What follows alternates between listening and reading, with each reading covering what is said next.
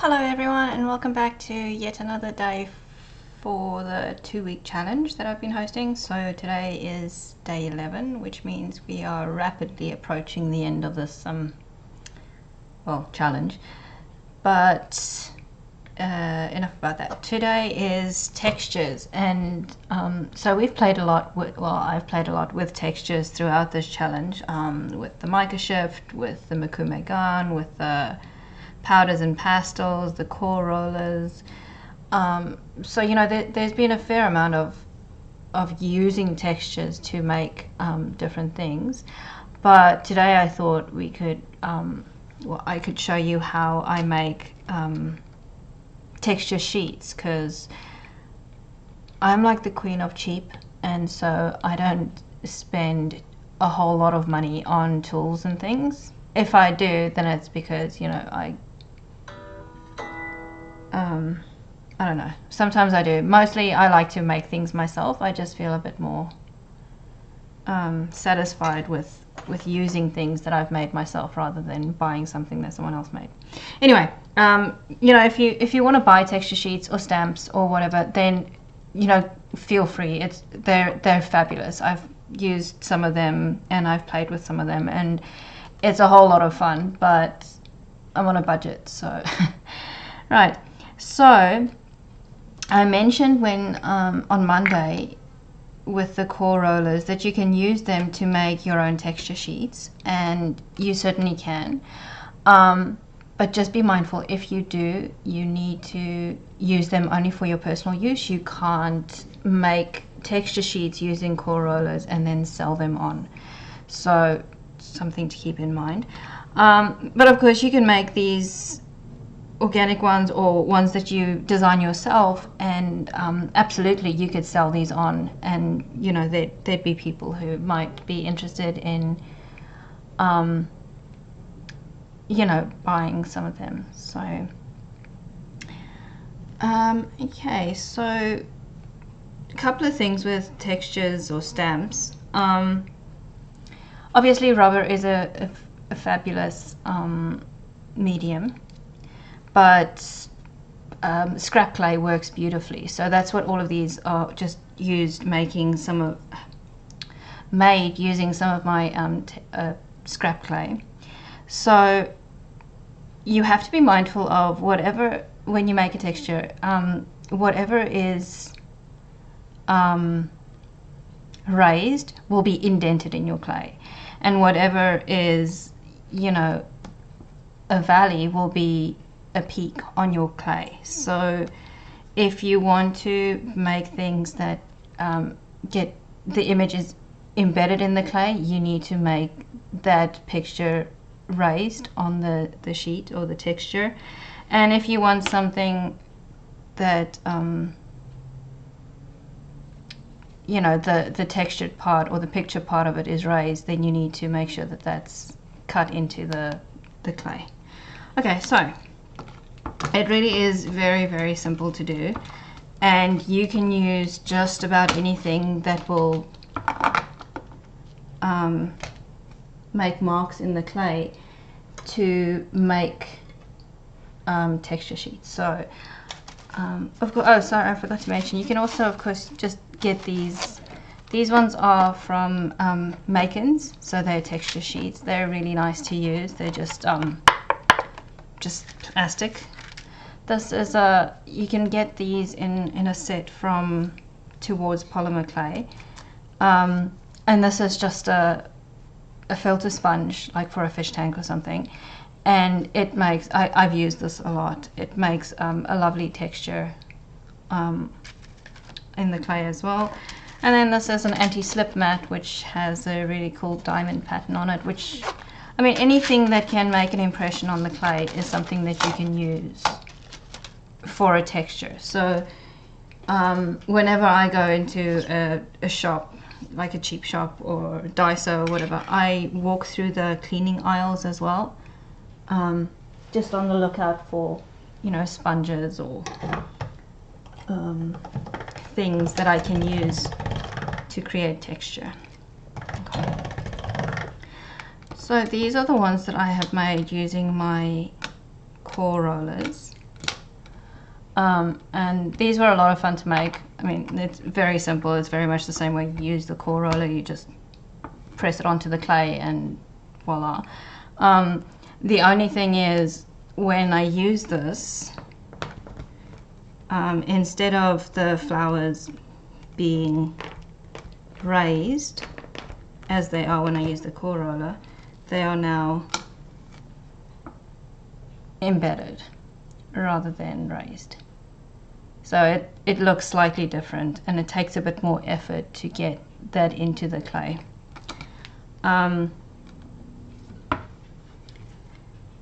Yeah, so I don't really know if there's much else to say about these, but yeah, just keep in mind that you can't sell these because the first of all, it's just not cool because you didn't design. You might have designed the pattern that you put them in, like this one, but you didn't design the little pictures, and so that's, you know, that's their artistic property. These ones, however, I just drew into the clay, and so that's fine. This one I made using some wobbly blades, and I just cut little bits of clay.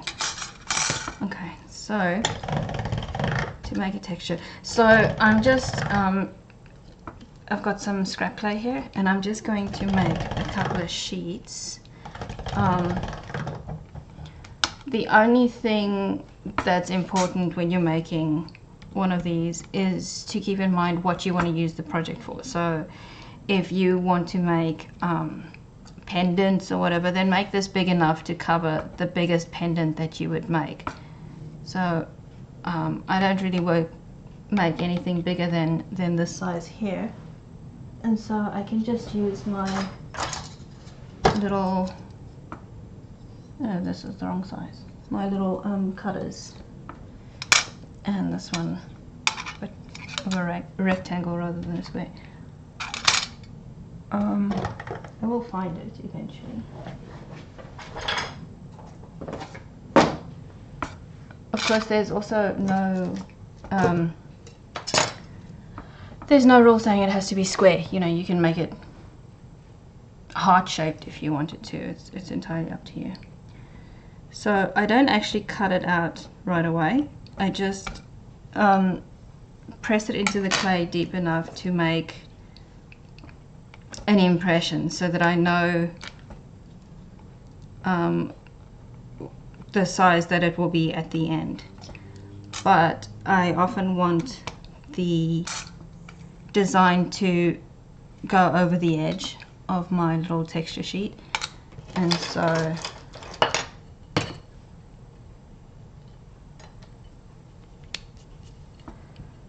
you can see I've just pushed it in hard enough to leave a little impression in the clay. And now I'm going to use something a little bit strange maybe to some of you, but I'm going to use raw grains of rice, which,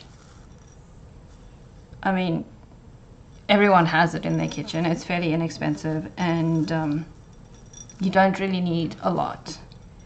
So I'm just going to sprinkle some of this on the top, and then I'm actually just going to press it into the clay.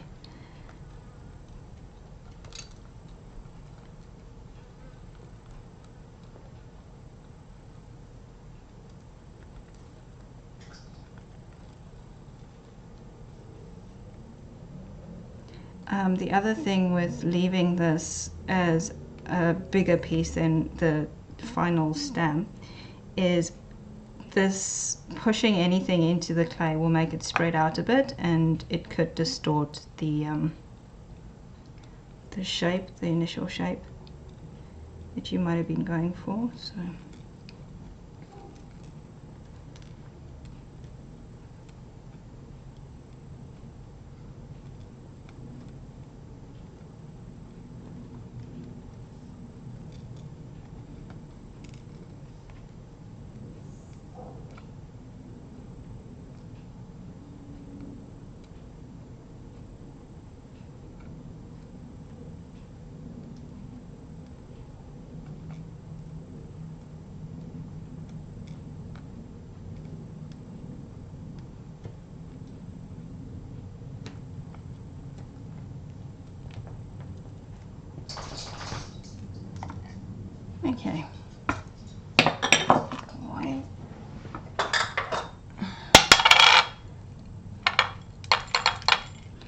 So you can actually bake the rice into the clay here. It's not going to stick permanently.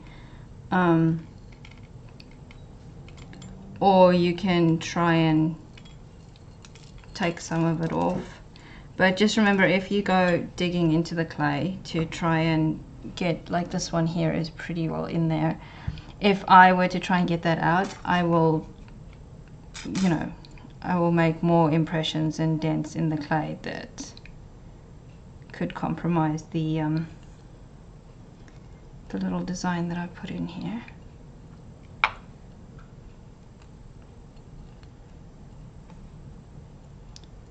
Okay, so I might actually just leave it like that and just bake this thing as a whole.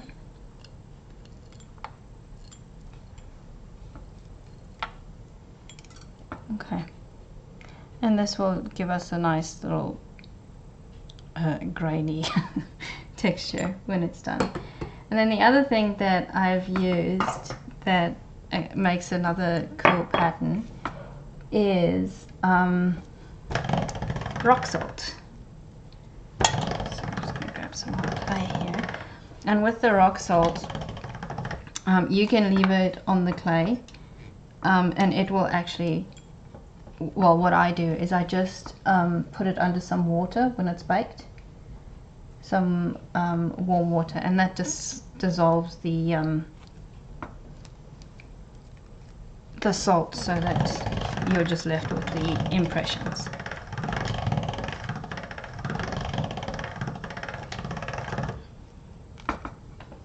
So sorry, I don't know if I mentioned this, but this is on a fairly thin setting on my pasta machine. It's about a 5, with 1 being the thickest and 9 being the thinnest on my machine. So 5 is somewhere in the middle.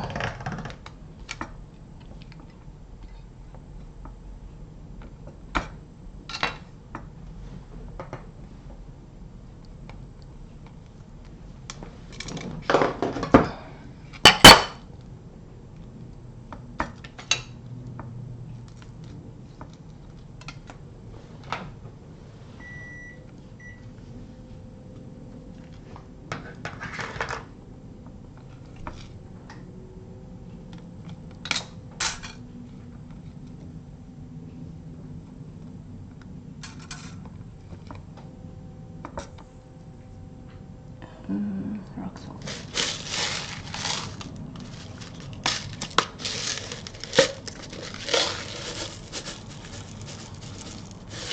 And same as with the rice, I'm just going to actually press this into the clay. So there are hundreds and thousands of things that you can use to make textures with. A little ball of scrunched up tin foil works nicely.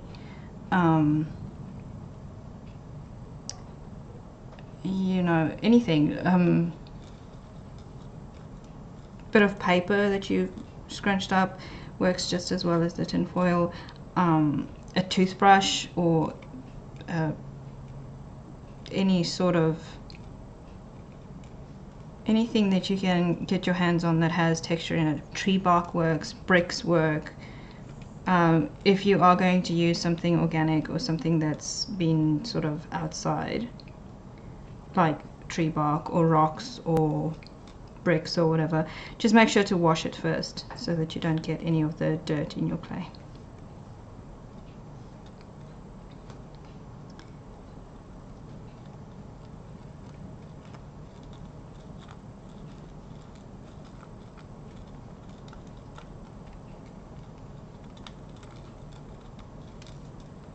Okay, so that's pretty well in there. And like I said, I will actually just bake it like this and then dissolve the salt afterwards. I'll put that to the side.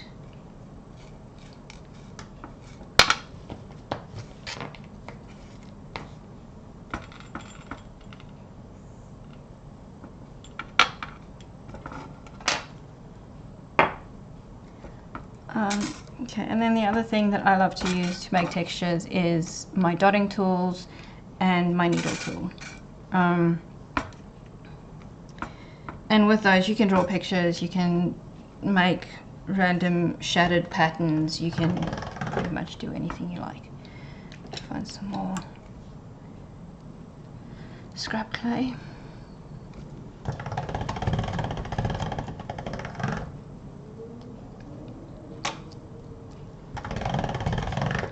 So if you went onto something like Pinterest or any of those image sharing sites and just did a search for texture sheets, there are so many different ideas out there.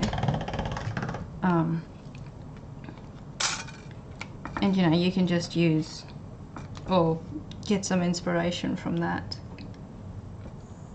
Okay.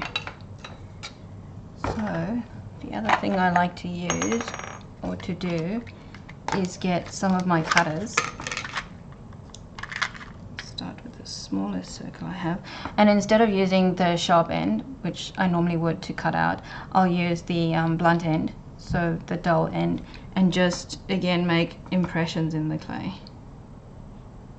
Just lightly. I don't actually want this to show up in my end design.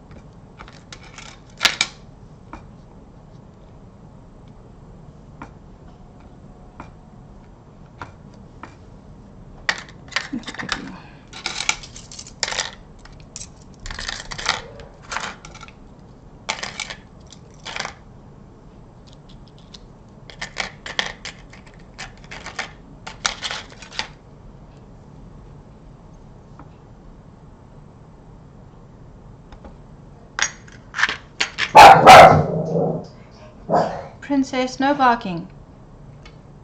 I don't know about you, but that scared me.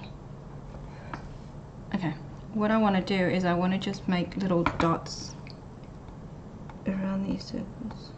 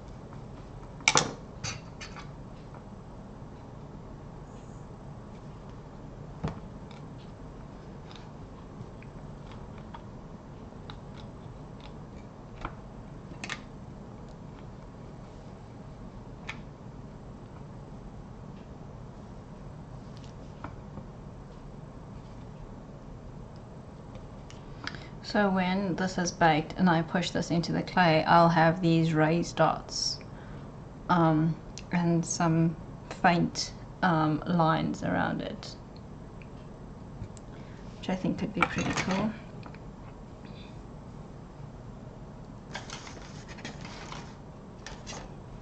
Something else that you can do is use some rubber stamps, if you have some, for like scrapbooking or whatever.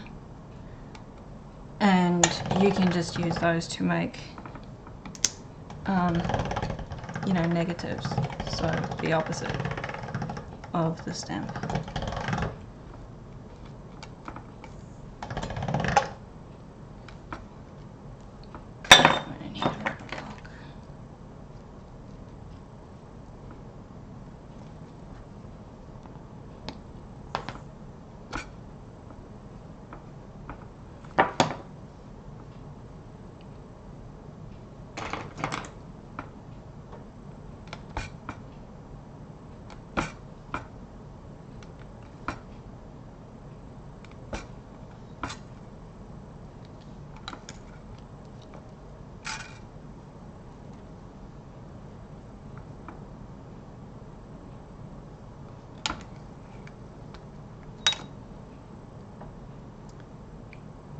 So now when I push this into the clay, it will actually be backwards, I think. So I'll have to Yeah, no, that's not going to work. Writing doesn't work. But if you had a picture, which I don't have one close by, but if you had a picture, it would work. As long as the picture doesn't have to be a specific way.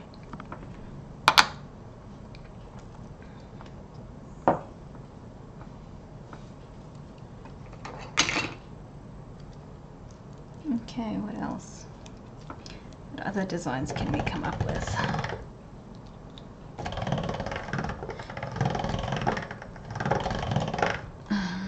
Okay, so this won't work because it's writing.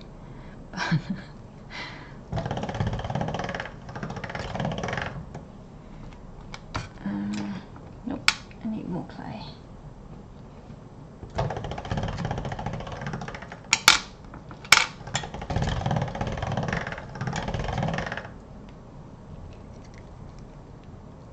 Just make sure that scrap clay is generally clay that's been sitting around, well, in my studio anyway, it's been sitting around for a fairly long time before I get around to using it. So just make sure that you condition it really well, because if you're putting all the effort into making a texture plate and you know, you get to baking it and the clay wasn't conditioned properly or whatever, then it can crack and, you know, make a mess of your texture plate. So that would be disastrous. Okay.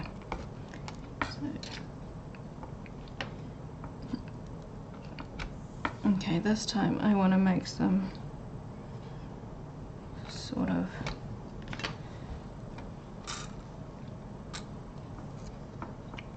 I'll use this.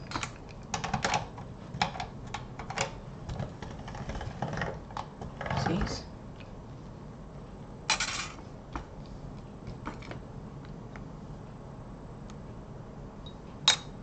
Okay, I need my ruler.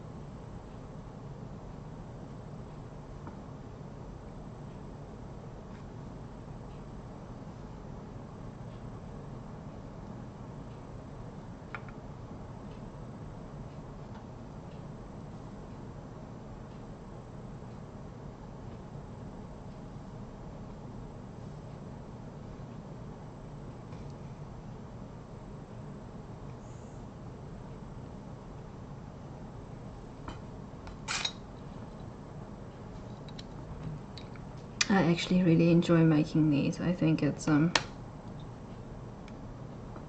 almost like coloring for me. It just gets me in my happy place. Or I guess yoga for some people.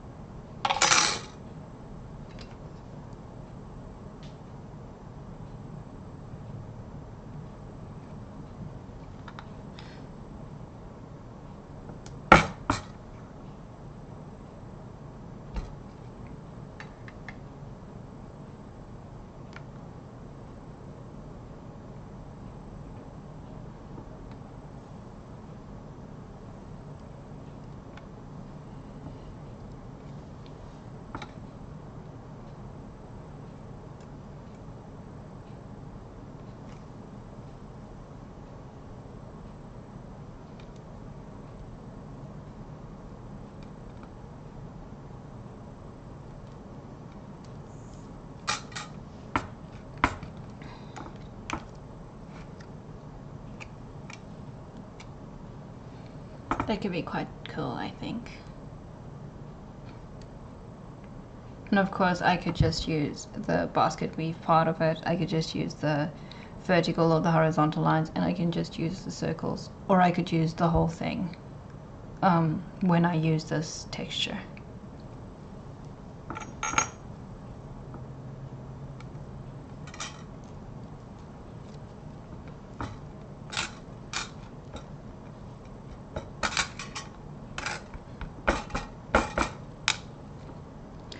So really there's not much more to it, so I'm going to end it here for this first part, and then I will be back